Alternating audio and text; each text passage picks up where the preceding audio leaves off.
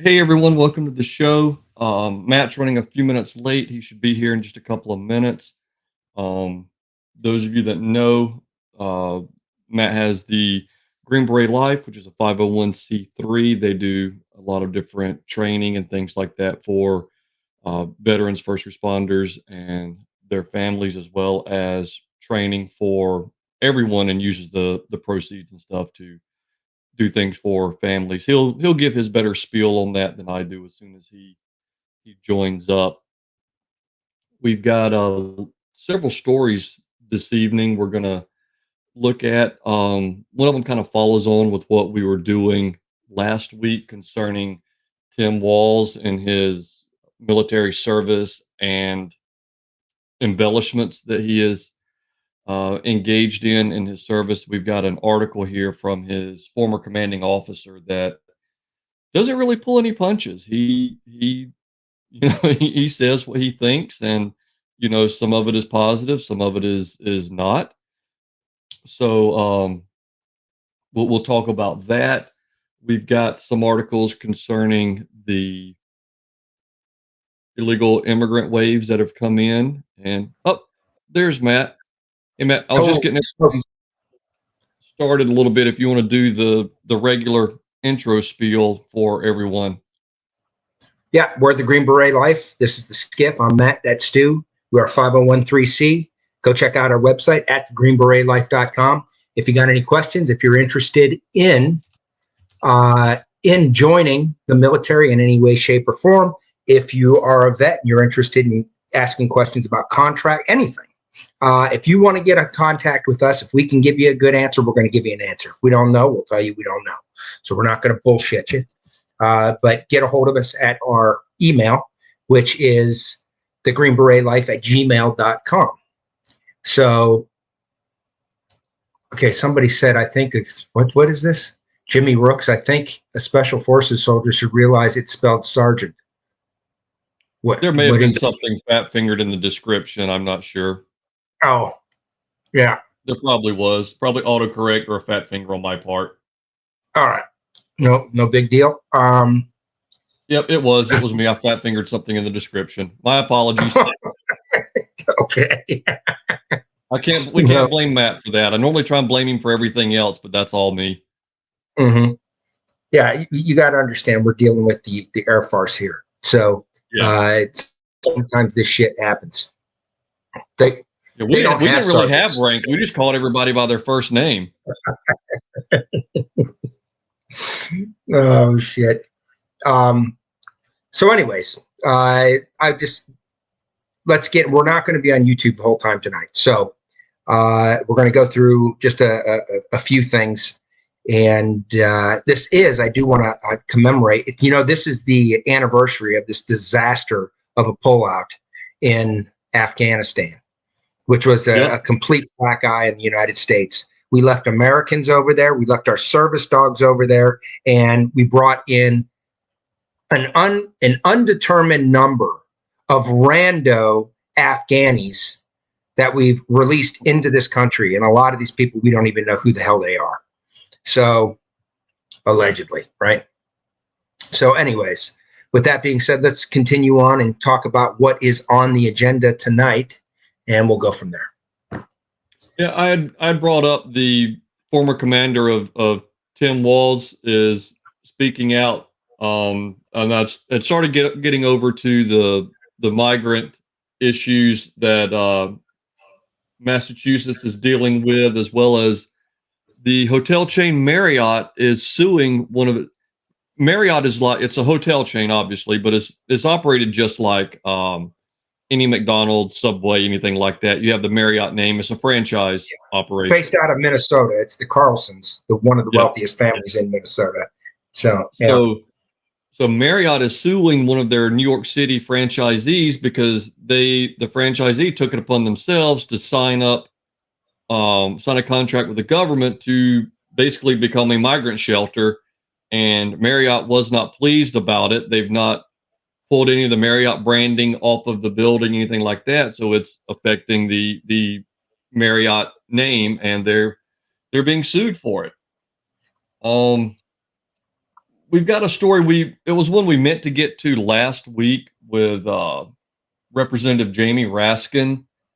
We'll get to that. Some of the comments he's made about Trump and the potential election. We were not gonna say much where we are here, but we'll be discussing that over on Rumble here in a bit.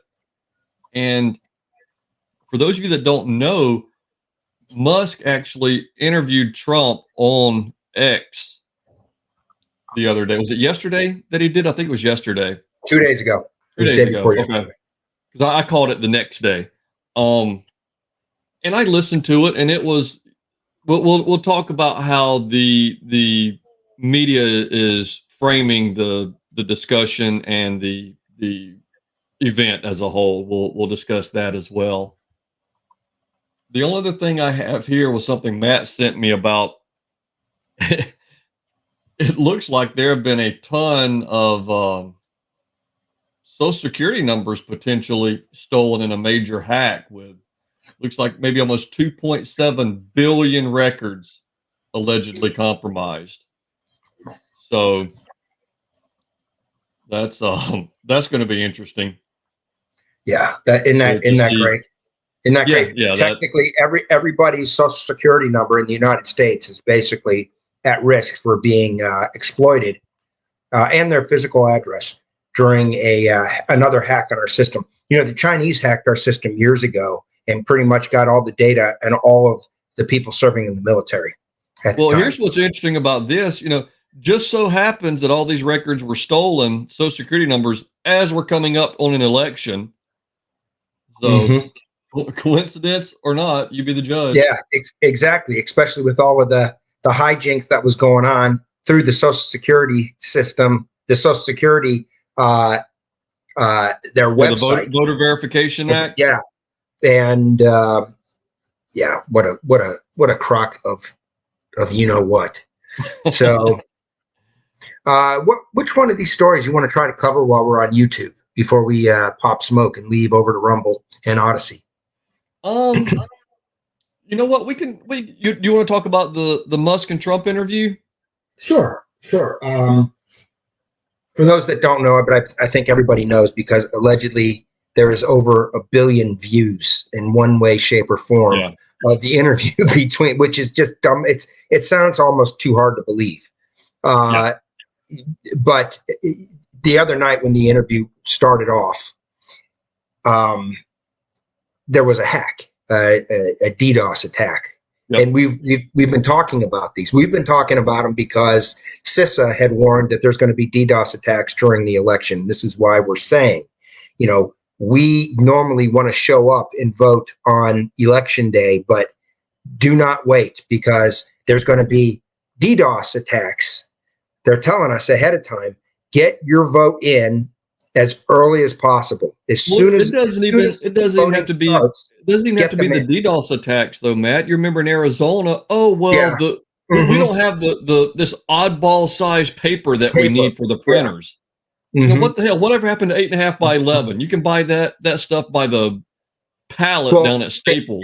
No, Stu, they intentionally had the wrong size paper. Oh, I know. I know. Yeah. But my point is, why go with an oddball size paper?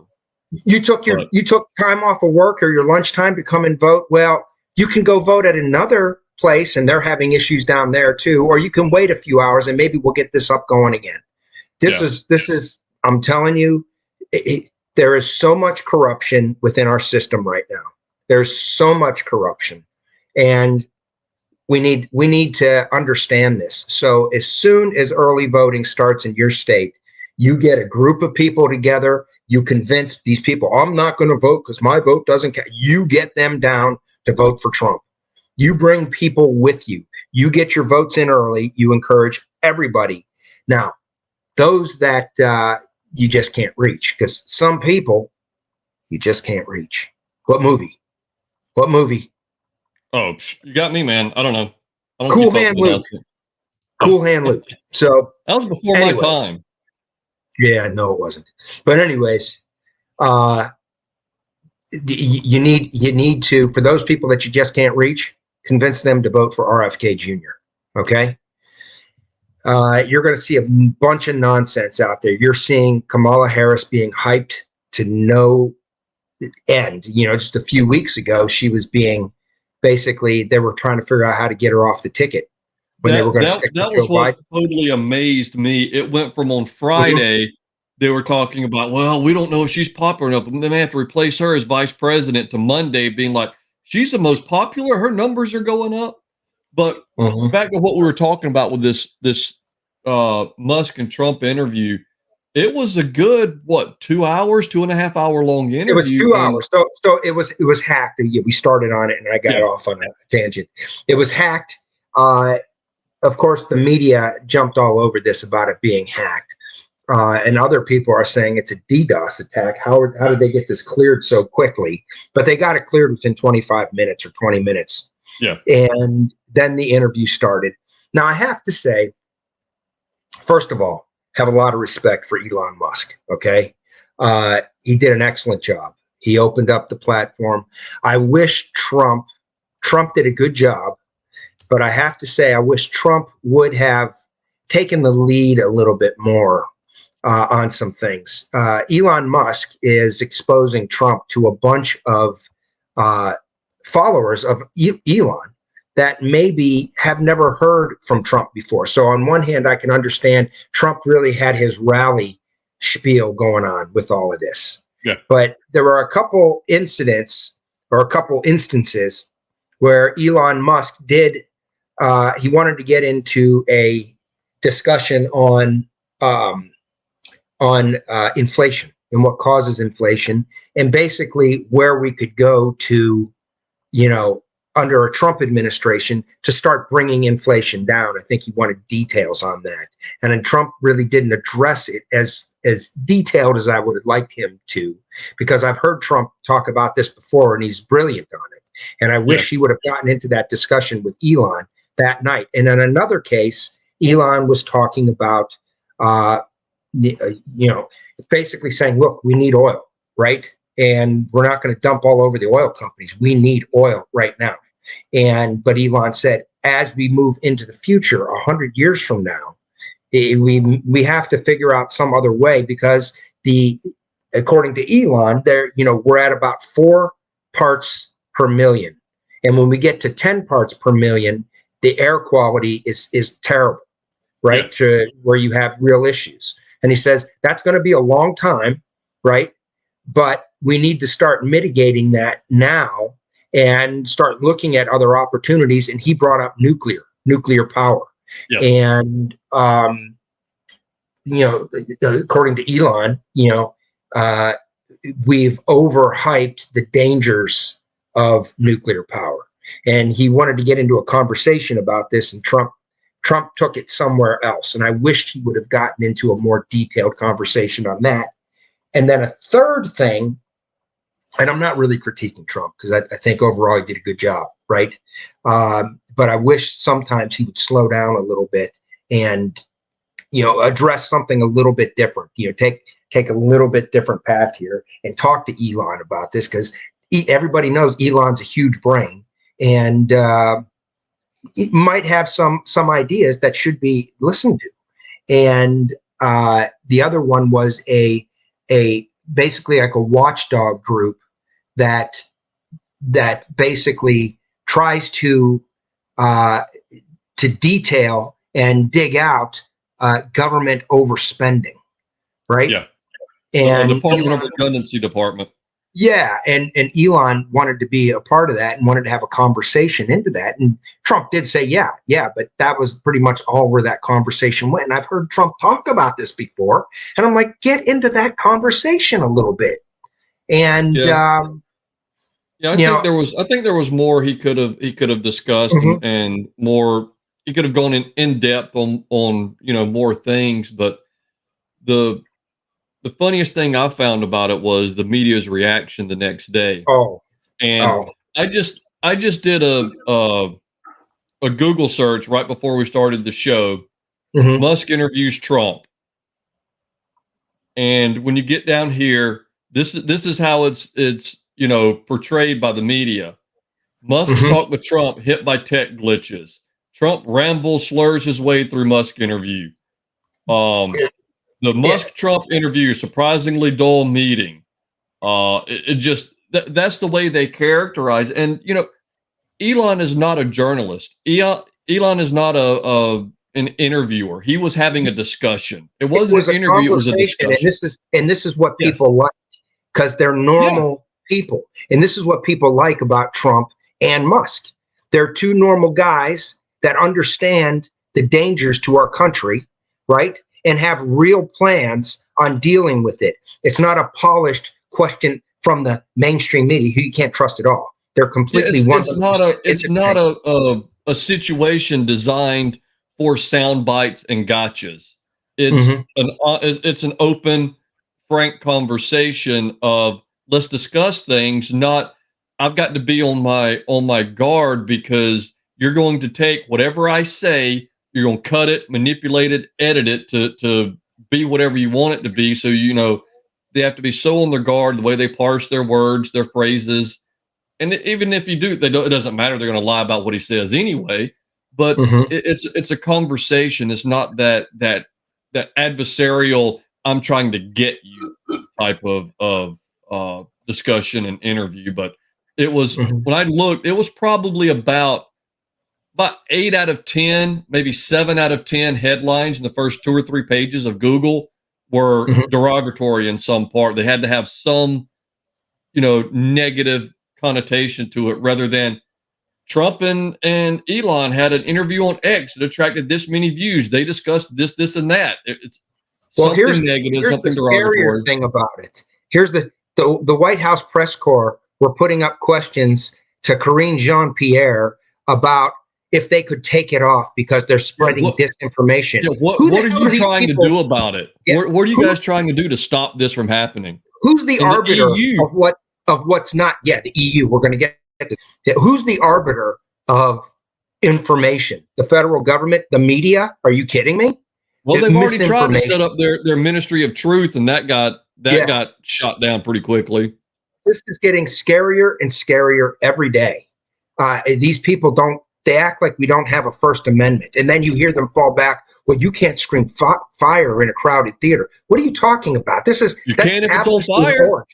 Yeah, that's apples to oranges. You're saying that two of these, you know, titans and some of the smartest people on Trump is highly intelligent. Okay, maybe Trump is not the most eloquent guy in the world, but Trump understands how the world works, how business works, how money works.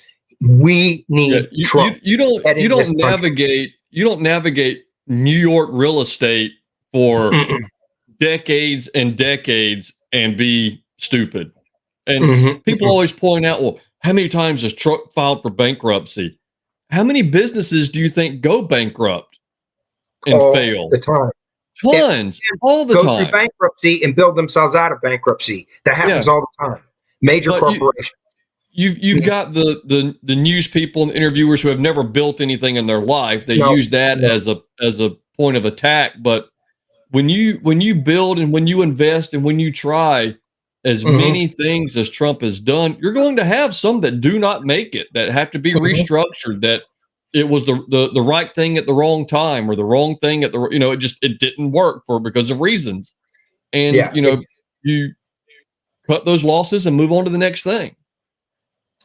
I'm trying to find something that I wanted to send you, Stu, so we could use it for one or the other that I meant to send you before. Well, do you want to take a minute or two and wrap up on the Musk Trump, and we'll move over to Odysee and Rumble? We'll go over to Odysee, Rumble, and the bottom line is 1 billion people listen to this. So no matter which way the media spins it, no matter what the media does, you're watching how they're handling this blatant ripoff of Donald Trump, even though she, you know, Kamala, you know, cast the deciding vote that's going to sick IRS agents on waiters and waitresses and all sorts of people who collect tips, right? Employees. But now she's for no tax on tips. And you're seeing how the media is covering her talking about it versus the way they covered Trump talking about it, and it is unreal. You are being gaslighted by the mainstream media. Turn the mainstream media off. Don't listen to them. They're on the mainstream media is, you talk about a failing organization as a whole, a failing industry as a whole. The mainstream media is in big trouble. The Washington Post would already be out of business had Bezos not bought it. Okay. Yeah. The New York Times keeps getting bailed out by billionaires. It would have been out of business. NBC is an unmitigated disaster. CNN is losing money year after year after year. Did you see the Colbert interview? With Caitlin Collins, the CNN anchor. Colbert's interviewing the CNN anchor, and he's like, well, you guys over there at CNN, you guys have a history of being, honest and fair reporters. And his entire audience just lost their shit, cracking up. And the reporter was like, I'm sorry, was that supposed to be a laugh line? He's like, I guess it is now. And again, somebody going to see Colbert, they're not the most staunch conservative, but even they understand that CNN is a joke when it comes to impartiality and being, ethical journalist. It was a good clip. And the whole world has seen it. Okay. So you can say what you want. Yeah, I have a few minor critiques that I wish Trump would have gone into more detail on, but you can say that about anything. You can say that about either one of us could give the speech of our lives, right? And then you could sit back and critique it slightly. But when you hear the media take on it, you're like, were they even watching? No, they're figuring out a way to try to make it look bad for the rubes that follow their shows, right? That aren't aware of what's going on in the world, because if they were, they wouldn't follow their shows in the first place and just keep gaslighting them. Well, one thing, Matt, before we move over, I didn't realize how many of the media were so discriminatory against those with disabilities, because those of us on the right, we got absolutely crucified whenever we mentioned Biden's so-called stutter, when he would get up there and just word vomit nonsense. That he never had, by the way. That was made up, but yeah. Part of the interview with Trump, because of the technology being used, the compression, whatever was happening, there was not really a lisp, but there was like an odd sound with his S's. And they've released video of Trump during the interview, and that is not there. But the part of what the media is doing is, Trump slurs his way through interview. It's like, wait a minute. When there was a lag in the bandwidth or a lisp, how can you do that when Biden being unable to string three words together has all of a sudden become a stutter that he's never had in his life? Here's the angle they're trying to take with this, because now that they've gotten Biden out of the race, they're going on this age thing. They've got Kamala or Kamala, whatever, right? So they're trying to go, but she is a bona fide dimwit. Okay. There's a reason they're hiding her, just like they're doing to Biden. That's like they did to Biden. They're hiding her and trying to get her to ride this out. So the media is creating all of this euphoric hype around her. Okay. Well, and she's not done an interview. And I think, if I remember right, there was somebody asking about an interview, and they're talking about, maybe next month. The end of the month is what she said. Yeah. So your campaign will have been going on for 2 months, and you've not been able to answer 2 questions from anyone. Yeah, and this is what you're going to get. The media is going to continue to carry her water, because she cannot be asked questions, because then it's all going to come out. This is a house of cards. Now she's for no taxing on tips, when her administration was intentionally going after tips and hiring 86,000 IRS agents. They're going to hire 86,000 IRS agents to go after 50 billionaires. Folks. They're coming after you. They're coming after small business. We always talk about the trifecta, the 3 legs that our economy stands on: energy, agriculture, small business. You've seen all of the things that they've used to go after energy and agriculture. Now they're coming after small business. Okay. The 86,000 IRS agents are going after small business. And at the end of the day, they don't care about any of these things. When they say they care about the environment, when they say they care about animals, when they say they care about the downtrodden and people, they don't give a shit about any of them. If they can use them as a tool, they will use them, right? So that side, really, the only thing they care about is power and staying in power. Now, I believe there's a lot of people who believe that they really care about these things. They care about the environment. They care about, people that are down in their luck. They care about animals, whatever it is, right? But they don't. They care about it in order. If you look into Karl Marx, and you look into some of the more moderate Marxist doctrine, like Cloward and Piven, like Saul Alinsky, you look into these types of individuals, and you see how they wedge certain groups against other groups in order to collapse, and that's ultimate. They need us fighting, so they create these conditions where you're either for this or you're not for that. And it makes it very black and white instead of saying, hey, there's a gray area here. And that was going back to part of my conversation about some of these things that I would like to have seen been brought out a little more in detail when Musk brought up some of the environmental things and some of the other things, because let's move over to YouTube, or we'll be here all day. Yeah, I know. So to finish that thought,